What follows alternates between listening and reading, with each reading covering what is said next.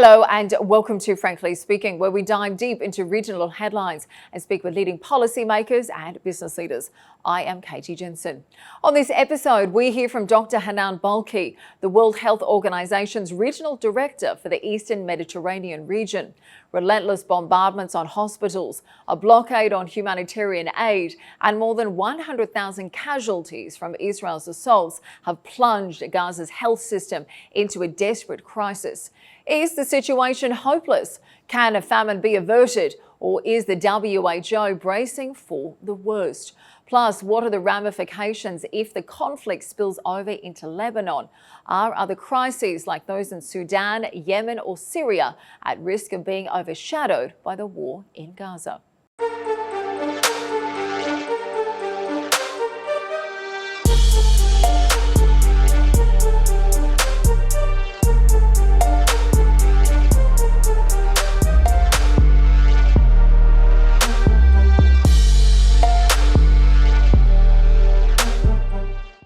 Dr. Balkhy, thank you for joining us today on Frankly Speaking.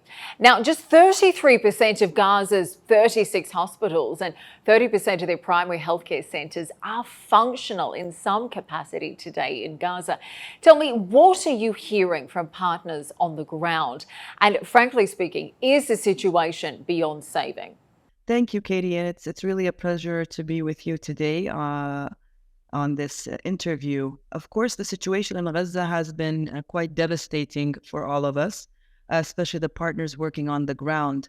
The WHO, we have our office in Gaza itself and in the West Bank, so we go back and forth between the two with a much reduced footprint, if you will. But WHO continues to work with its partners and with whoever's on the ground at the moment in delivering fuel, medical supplies, other aids, and also in working together with the UNRWA, which is very important as we work with them to try to sustain what is left of the primary healthcare and restore what has been significantly damaged, but also to work together with the partners to evacuate the necessary patients. You know, Katie, that we have close to 10,000 Gazans who need healthcare and they need to be evacuated, and it's been quite a challenge. So this is just a bit of what we have been doing. And as WHO, we have our offices in over 150 countries worldwide and in all of our country offices in the Eastern Mediterranean region. We stay, we serve, and we continue to do our best to serve the patients and the injured in Gaza. And of course, we know that humanitarian aid workers continue to face tremendous risks to try and distribute the desperately needed aid into Gaza. We've seen ongoing aid blockages as well. And all of this means that a significant proportion of Gaza's population is facing catastrophic hunger and famine-like conditions. Tell me, what measures would the WHO like to see implemented to try and stave off the hunger and malnutrition that is growing there every day? I think, Katie, you asked the question in a way you kind of answered it. But the catastrophic situation is in the numbers if you look at them. So 96% of the population of Gaza is facing acute food insecurity on a regular basis, and more than half of that population does not have any food to eat in their house, and 20% go for entire days and nights without any eating. So I actually have been at the Rafah crossing, and I visited the hospitals in Al Arish on the soil of Egypt, of course, and I've seen the tens and tens or hundreds of trucks lined up to try to cross and provide the necessary aid, including food. Now, with facing the summer months right now, it's going to be even more difficult. Already we have information that the extreme waiting at the border and the delays is allowing for this food and some of the sensitive aid to go rotten or go bad. And that is really very difficult for us to manage. So the situation is dire. The food catastrophe is significant, on top of course, the lack of our ability to deliver as much health aid that we would wish to into Gaza. Tell me about some of the people that you've met on the ground, both the victims of the attacks in Gaza, as well as some of your colleagues, the ones who are risking their lives every day to try and help the Palestinians who are trapped in Gaza. It's difficult for me to interact with and listen to those devastating stories, let alone the pictures and the photos and the videos that we see every day on TV. But I was at the Rafah crossing, the border from the Egypt side. I was able to visit the patients that were hosted in the hospitals in Al Arish. And the traumas, I'm a pediatrician by training, I'm a clinician, I've been at the bedside taking care of patients my whole life. The stories that I've heard and the types of trauma that I have seen are quite significant. I can give you a simple example. There was a lady who had, she was in her 30s. She had her, he was probably 9-month-old child with what we would call external fixators. That's when you have very significant fractures of any of the long bones, and you have to externally fixate them. So this lady was running away from being attacked, and she fell and tripped twice over her infant, and he had very complex fractures of both of his legs. Another lady who was waiting for information on her son, all 4 family members were significantly injured, but the son was in the ICU, the intensive care unit. So he was under critical care management, and she was not worried or concerned about what's happening with her. Her whole issue and question to me and the team that was visiting is what's going to happen to her son that is in the intensive care unit. And there are even more significant cases of maimed children and women and young adults with lost limbs, not 1 limb, some of them 2 limbs, some of them 3 limbs. So the devastation that we're seeing and the magnitude and complexity of trauma is something that we will need to wrap our heads around and be able to find very creative ways to work with partners, the member states who have been very thankfully supporting us, but none of this is enough, Katie. Oh, absolutely. And I think it's not only the physical harm that is absolutely devastating, but also the mental health concerns that are going to be felt across Gaza for decades and decades to come. Now, of course, the WHO has welcomed the recent UN Security Council resolution calling for a full and immediate ceasefire, the unconditional release of all hostages, and a permanent end to hostilities and the reconstruction of Gaza. Tell me, what difference will a ceasefire make to the WHO if it takes place today? Yeah. Thank you, Katie. This is extremely important, and we very much welcome the Security Council resolution. Peace is the only way for us to move forward with helping the people in Gaza who have been significantly impacted by this current war that's taking place. And I think as WHO, as an organization that stays and serves, we have really shown and proven that we do not leave the areas of significant complexity no matter what. We've done the same in Afghanistan. We're doing the same in Gaza. We've done that around the world. But a Security Council resolution on peace will allow us to function and work at the scale that we aspire to.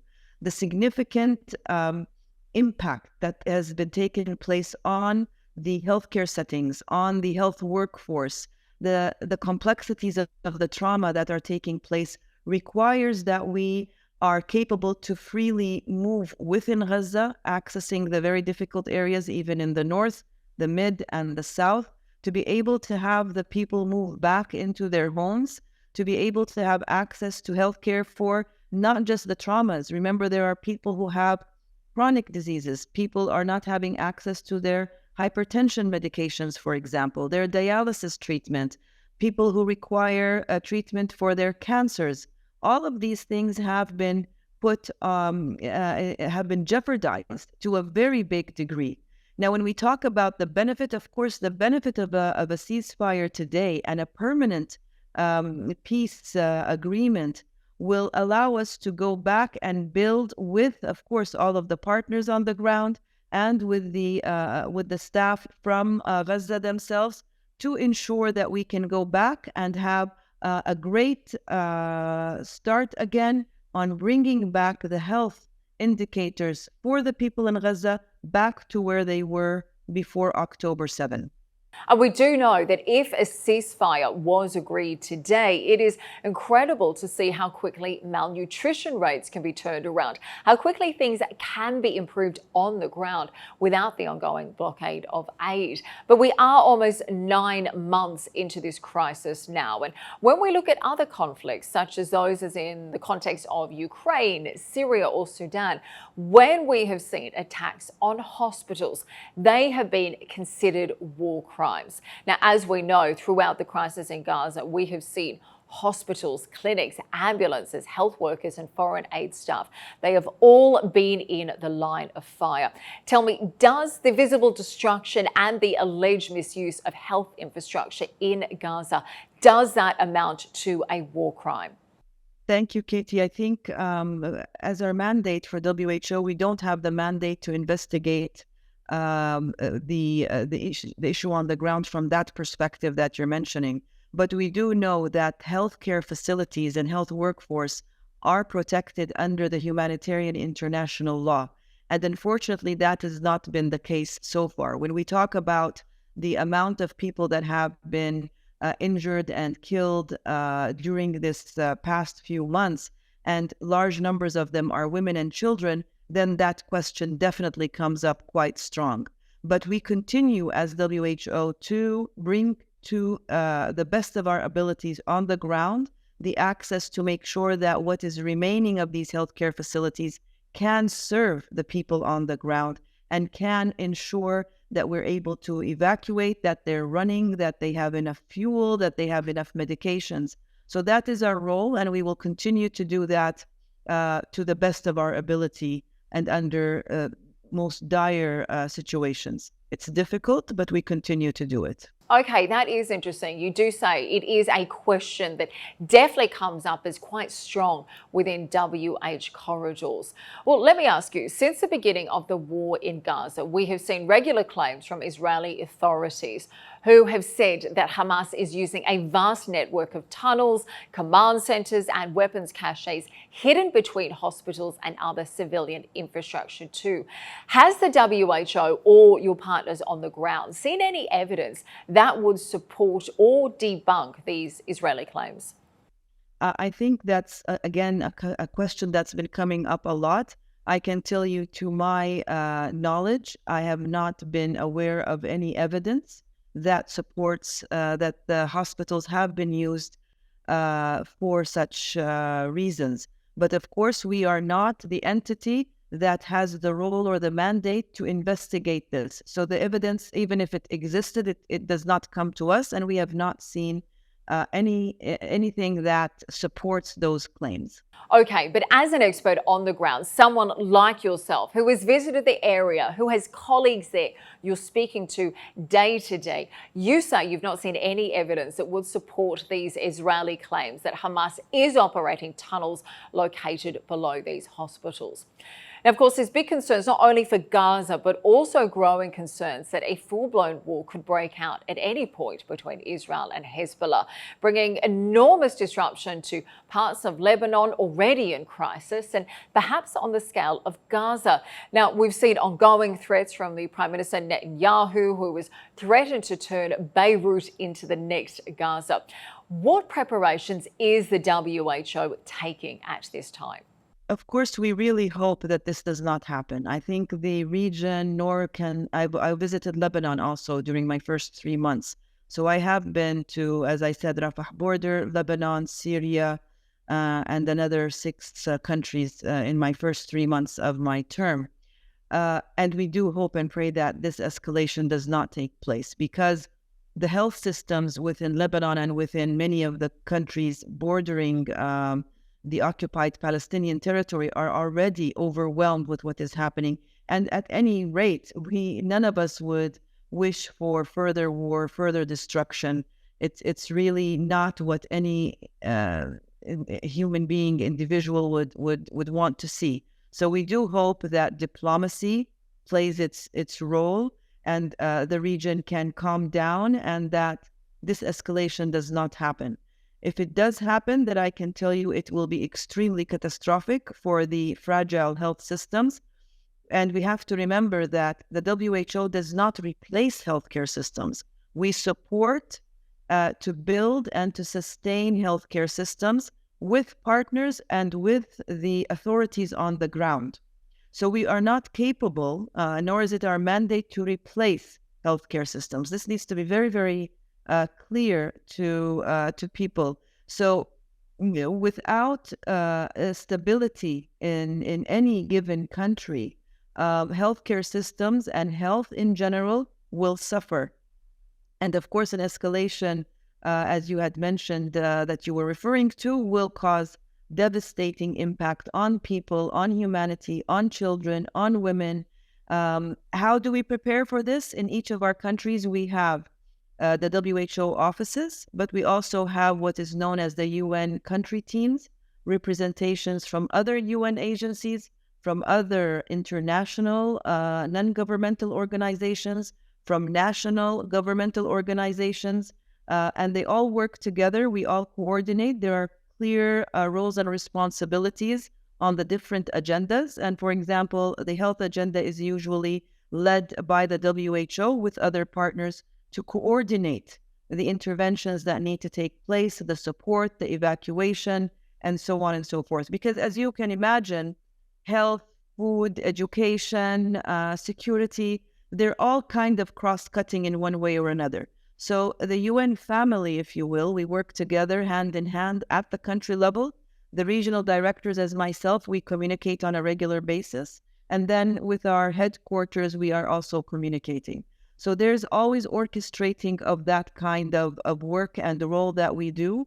And we always hope that we would be in a situation where supporting and help build national capacities in the different areas that we serve. And for us, and for me specifically, it's around health.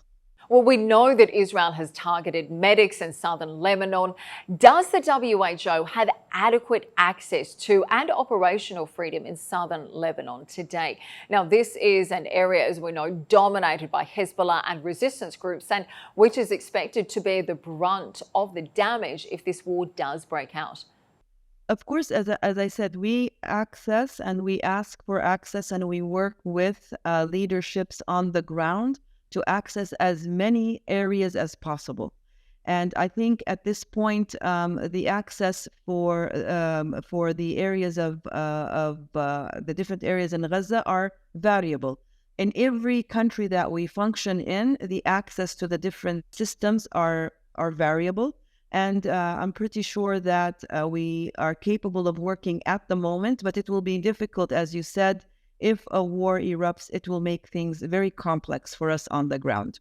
Okay, so you say you have some form of access in southern Lebanon today. Well, let's talk a little bit more widely about the region. You were in Syria as recently as May this year. Tell me, what is the state of Syria's health infrastructure today in both the government and opposition-controlled areas? So thank you again. I think Syria is a very, a complex situation that we're dealing with. So we have the issue of the war that has been going on now for the past 10 or 12 years, but also we have an earthquake that actually took place in February of 2023. So the general situation is that the healthcare system is under significant pressure. 65% only of the hospitals and only 62% of the primary healthcare centers across the country are fully operational. And there is significant difficulties in access and shortages in medications and medical equipment. So the situation is not very good. On top of that, you have significant economical hardship, with close to 90% of the population living at the poverty level or below the poverty level. The third part that makes this issue even more complex is the health workforce. Up to 50-60% of the health workforce have fled, have left the country. And it's very difficult to retain the health workforce when the health infrastructure is not very well equipped, when supplies are in significant shortage, when medical equipment are not functional. So the health workforce finds it very difficult to stay, especially that they can have opportunities outside of Syria. I think it was a very eye-opener for me to see the complexity of the situation in the healthcare systems and the ability of the government to support what is remaining of the healthcare system, but there is a huge need and a huge gap that needs to be filled in Syria. Well, you've warned previously that the world has forgotten about Syria. You say the number of people in need there is staggering. There's major concerns about child malnutrition too. So when you look at these local healthcare workers who you say are practicing 4th century medicine in dire conditions, how do we convince them to remain in Syria? What incentives can be provided and by whom? I think it's very important to understand that every individual, and this is coming from my personal perspective, every individual seeks to live a dignified, a healthy life for themselves and for their children and for their offspring and for their family. So if you have been trained as a healthcare provider and you're not able to perform and to practice the medicine that you have learned, then it's very difficult. It's not about convincing. It's about the economy. It's about the lifestyle. It's about the security and the safety for them to be able to feel that they can practice and do what they want to do when it comes to the healthcare provision. And that has not been secured at the moment because the lack of the equipment, the lack of the medications, and the lack of opportunities to progress in their career as healthcare providers. So that becomes very difficult. And again, the security that was threatened for the past decade or so has created a lot of sense of instability within the country. The people of Syria whom I've engaged with and whom I come from the region, so I know quite well that they would love nothing more than to stay in their country. They would love nothing more than to serve their own people. But with this, and that applies, by the way, to several other countries in the region. In Lebanon, it's the same thing. In Palestine, it's the same thing. The people do not want to leave their countries and their lands, but the situation that they're in pushes them to seek better life elsewhere. So I think if I would pray for anything, if I would hope for anything, is for peace to prevail within the region, for prosperity to be seen as a privilege that anyone would expect to have, and their right to be living in a peaceful environment where they can they can live a peaceful life and advance in their careers, take care of their children and loved ones. And that's not happening in many of the countries. And in Syria, it's the same thing. So what is the solution? Obviously, you've called for peace, but when we look at this ever deteriorating situation in Syria, as you've mentioned, it's a country that has been scarred by war for more than 13 years. It's economically ailing. It's politically dysfunctional. The earthquake last year has got a very complex geopolitical situation. How is the WHO currently coping with that scenario in Syria? Again, our coping mechanisms comes from our desire to serve as much as possible. And in order for us to do that, we then now come to a very difficult part of this equation, which is the funding process. If you think about our ability as WHO to do the maximum, and when I speak with my teams, I'll be very frank with you here, the sky is the ceiling for us in WHO because the demands and the needs are quite high. So if you talk about our funding gap and what we would want to do, we would want to support our member states in need with everything that we can possibly do.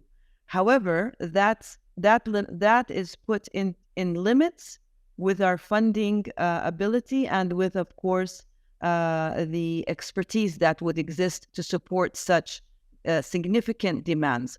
So if we look at the whole humanitarian funding at the global level, it has been stable or declining, while the disasters and the needs for the support, specifically from my agency, from WHO, has gone up significantly. So what we're trying to do is we're trying to prioritize. So how can we prioritize? And that goes back to when I had taken this job in beginning of February. How can this region support the different countries from the region with what they need when it comes to medications, sustaining and promoting and nurturing the health workforce, and a few other major priorities that we need to address. So this is how we would be coping.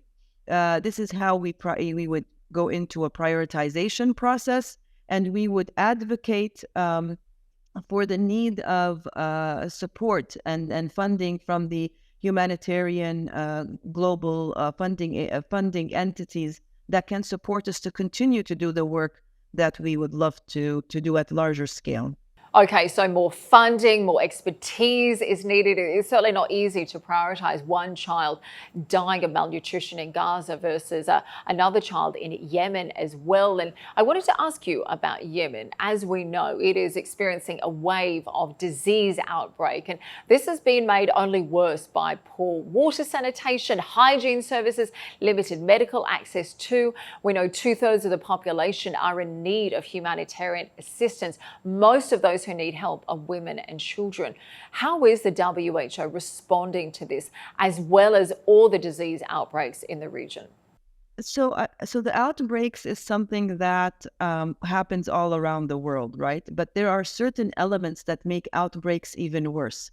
When people live in communities where there's no clean water, where the sewage infrastructure is damaged, harmed, or underdeveloped, for example, then pathogens and the bugs that cause outbreaks and infections find an easy way to spread from one person to another. The WHO's role is to support our member states in making sure, first of all, that whenever possible, with the funding possible, to make sure that people are drinking clean water, that they are living in hygiene environments. But at the same time, we have to keep our finger on the pulse in understanding what types of outbreaks are taking place. And in doing that, we need to support surveillance systems, for example. We need to make sure that they have laboratory supplies so that they can do their diagnostics. We need to make sure, again, that they have good support on the health workforce, that they can diagnose and treat and educate. And we have to have good infection control practices in place. We need to end up doing risk communication. We need to advocate for immunizations so that when more children are protected with immunizations, less outbreaks take place. So our role is very broad, Katie. And I think in Yemen specifically, when you talk about the pillars that I just mentioned or the areas that I just mentioned, they need to be done and performed at the government level, on the ground, in a systematic, consistent, and sustainable way. And that becomes very difficult in a country like Yemen, where we have, again, two different geographical areas that we need to manage. But we do, and we continue to advocate for the people, work with the authorities on the ground to make sure that we have access and we can work on the ground to perform what we need to save as many lives as possible and to ensure that health can be accessible to as many people on the ground. And we try as much as we can to depoliticize health. And that's a very important message that can go across all of the countries that you've mentioned so far. We need to depoliticize health, and we need to make sure that we can provide the best knowledge, funding, technical support as an agency to our member states for a healthier population everywhere. Certainly some huge challenges right across Yemen, particularly when it comes to healthcare. We know that almost half of all of their health facilities are either only partially functioning or completely out of service. And there's also big concerns in Sudan as well. Recently, there's been reports of ethnic-based violence emerging there. In particular, in Darfur, there's been an attack on the only maternity hospital in the area just this week. Tell me, what are the WHO sources on the ground saying about the situation in Darfur? How should the world respond? We go back to the basic elements of the humanitarian responses, Katie. So in any one of these countries, we need to ensure that the funding processes to the agencies on the ground are there to support during their difficult geopolitical situation that's taking place. So in Al-Fashir, of course, we talk about cross-line access and cross-border access, and we as WHO are working with our partners within the UN family to make sure that we can deliver as much as we can of medications, fuel, support, and make sure that we can, again, figure creative ways to sustain the health workforce so that they can continue to support the people on the ground and evacuate as many people to areas where they can receive good health care. But this, again, within political crises, as you mentioned, becomes very complex and very risky business. And that's why we're always calling for, at the global level and then at country level, to make sure that the humanitarian laws are respected so that we can, with our partners, go in and do as much support as possible. And the same thing is happening in Darfur. The situation becomes some days better than others, but I can tell you the level of access is not to our satisfaction at this time and point. Such dire circumstances for so many people involved in these crises right across the region today. But thank you so much for joining us today on Frankly Speaking. We appreciate your insights. And I will say it's certainly very inspiring to be able to speak to someone like you, who is the second Saudi and in fact the first woman to become the WHO Regional Director for the Eastern Mediterranean. So we do appreciate your time and wish you the best of luck in carrying out your work safely. Thank you for joining us. Thank you, Katie. It's a pleasure, and thank you for having me on your show. Thank you.